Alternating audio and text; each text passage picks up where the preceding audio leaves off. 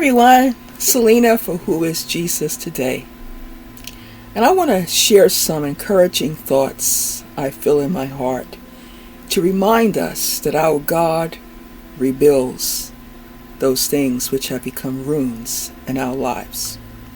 I'd like to begin by first though acknowledging Israel and how Israel will be ongoingly rebuilding from the ruins of October the 7th when they were attacked by Hamas, when war was declared on the land of Israel. It isn't the first time that this small nation has had to rebuild from ruins, and we can go in God's word, and it's very specific that we are referring to that region and the surrounding territories. But I want to make this applicable to each of us in a personal way, as it may be, that we ourselves go through life, and there are times when, it's one thing to suffer because of our own wrong choices and sin. And that brings us suffering. But still we have a redeeming a God that wants to redeem us from our fallings and failure. There is hope in Christ. You're breathing, there's hope. Let's put it this way. There's times when you are sinned against, a lot of times.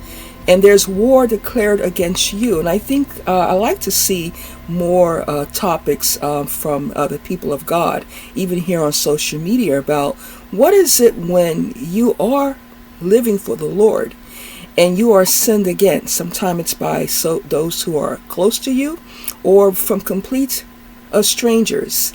But when sin invades your life, when war is declared on you, simply because it was, that you have adversaries that want to do that, what do?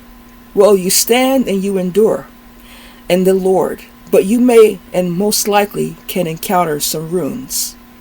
The Lord does rebuild from the ruins of our lives, of sins, of things that we have caused to bring calamity, which has happened in the history of Israel as well.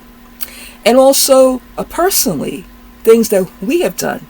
But now let's go over into suffering for Christ.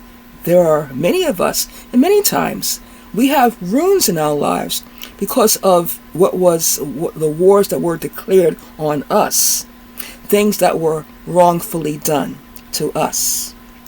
God's word is very encouraging. Ezekiel, the 36th chapter, verse 36.